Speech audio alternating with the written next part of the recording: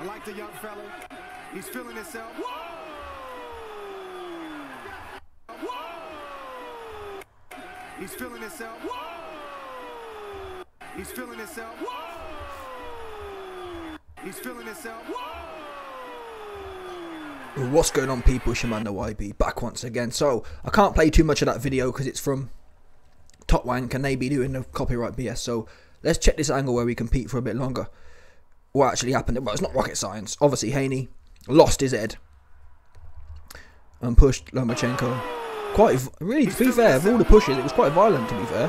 He could have blew his back out with that one. If we pause it on a certain angle, you can see Lomachenko's, peep this. So you can see Haney here pushing. Look at Loma's back.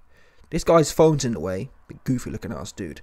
But look at Loma's head's there. His back is like, I mean, his hips are in front, obviously, but his back is proper bent. Looks hyperextended, so dangerous. And anyway, that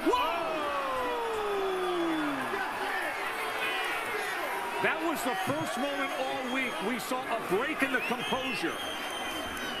That was a big-time shot. That was an attack. He's sending a message. He's feeling. Now you can hear Tim Bradley in the back saying he's sending a message, and that was a big-time shove. The other guy was saying. They also said that Devin Haney's lost his composure. Listen, man, I put a tweet out the other day. What was it? Oh, yeah.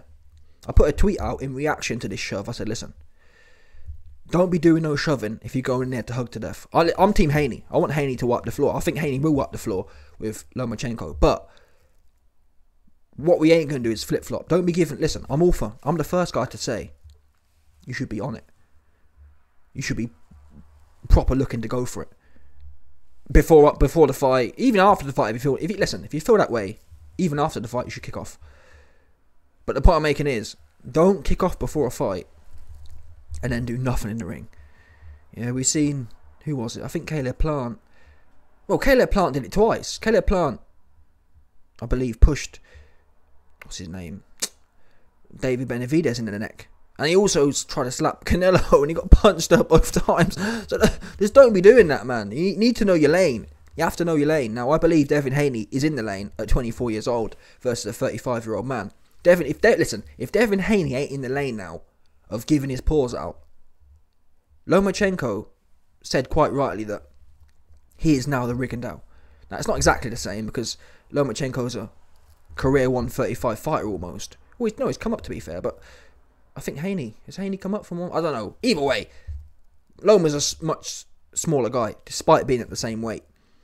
So, it's not exactly the same as Rigondeaux versus Loma, but that's how it should be. Yeah? Loma made Rigondeaux jack. Rigondeaux didn't want no more. He quit. Oops. That needs to be what Devin Haney's on, especially now. He showed no respect to Loma. I'm all down with that. But don't be doing the corny thing now. Don't be doing, oh, I'm going to push him before and then hug him to death. Don't make no sense. Give him the pause. Yeah, I've been critical of Floyd Mayweather over the years, but to be fair to Floyd, in his early days, I mean, he wasn't a huge power puncher, but he let his hands go. Devin Haney got no excuse for this whole safety first. If you can't let your hands go when you're 24, you're never going to let your hands go. And if you can't let your hands go after you shove the guy, what's the point of shoving the guy in the press conference if you're going to hug him to death? Look at Kambosos too. Kambosos was begging to be KO'd in that second fight. And Haney just wouldn't let his hands go. Begging, and I actually would have made a big bag. On that night, I would have made about $5,000. I had, what was it? I had 100 quid on Caleb Plant to win rounds 9 to 12. And Devin Haney to win rounds 9 to 12. As a combined thing, it was like 50 to 1.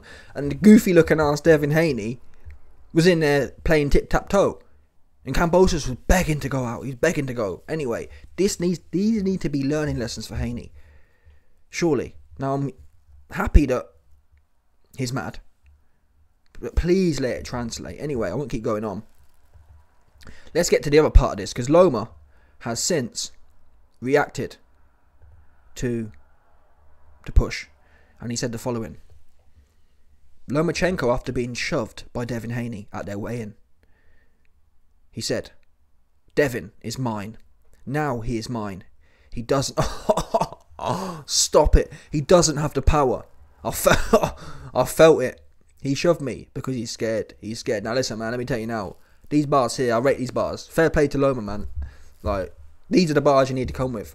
But equally, this just confirms what I've been saying from Devin Haney's point of view. This guy punking you. This small guy punking you. He mugging you. This is honestly, I couldn't have advised a better response for Lomachenko than this one. Like, these bars here, he's mine. Like, the certainty here, oh, I've got him now. I know I've got his number. Mike Tyson used to talk about, he'd look in a man's eyes in the ring, and when he saw them look to the left, he knew he had him. Now, I don't believe how much that's real, but the point is, this language here, he's mine. Now he's definitely mine. Loma wasn't sure before, but now, do you know what I'm saying? Like, Loma wasn't too sure before, saying, I'm like Rigondeaux in this fight. Now he knows. Listen, I felt the power now. He doesn't have the power. Oh my God, this is good. This is the best thing he could have possibly said at that point. He hasn't gone corny. Some people go corny and say, oh, the commission needs to do something now. As it happens, the commission is doing something.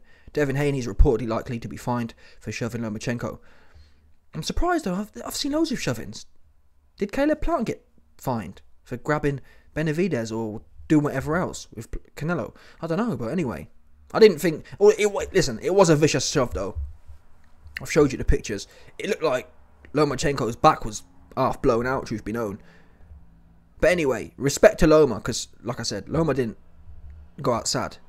Oh, the commission needs to do this. No. He said, listen, I felt the power, and now I've got him. Got your number now. I felt you ain't got no pop in your shots. But again, this for me is all about Devin now. Devin, this push really, I've got to be honest, given Loma's comments, this push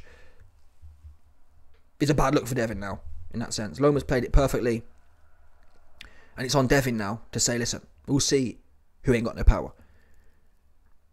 And I'm going to be devastated if I see Devin in there just boring everyone to tears. This is the fight. Let's not forget, yeah, Lomachenko looked bad against Teofimo. He looked bad against Ortiz. If Devin Haney can't get busy... Now, Loma's a great guy, or top-level fighter, yeah, but come on now. Regardless of whether Loma's top level, Loma himself doesn't have one-punch power. So it's not like you're fighting Tank. Listen, I ain't going to lie. If Devin Haney fights Tank, you won't hear me saying... He need to let his hands go, and I get it. Let's get through at least the first fight. Yeah, get through the first fight. We know Tank's got great timing. We know he's a great counter-puncher. We know to be fair, he's not the smartest tool in the box yet, but as far as boxing goes, he's intelligent. He knows where to put his hands, and he does download information, so respect to Tank on that basis. Don't get me wrong, he's also a bum slayer. He loves to fight bums. Equally though, in that fight, I get that. Don't make no sense, take no risk against Tank. Loma though, given his previous history, Ortiz, Teofimo, his age, his size, you got to let your hands go, man. You got to. Now, fair, listen, I ain't saying Devin go in there and just start wailing away. Get the jab going. That's the whole point of boxing, I thought. Get the jab going and then start getting your confidence, feeling your feet, and putting some shots together. Once just comfortable. And that's what he didn't really do against Kambosos. That second fight, he was cruising. Touching... When he threw his hands, he was touching Kambosos all over the place. But still, he didn't have that second gear. Now, to be honest, either way, even though I want to see Haney do something more, do I think he will? No, probably not. People's character is their character. People go back to what they usually do. So, it is what it is. The bad news for Devin might be, if he doesn't let his hands go. Now, some people say, yeah, but he's never had to let his hands go because no one's pushed him there. Maybe. Or maybe that's all he can do. I don't know. And hopefully Loma, who's already said, I know what's coming. Loma's got a pretty intelligent team.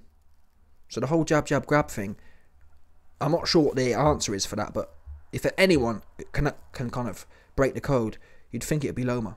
With his angles, his footwork. I don't know exactly how you get round what Devin Haney does. He's so long.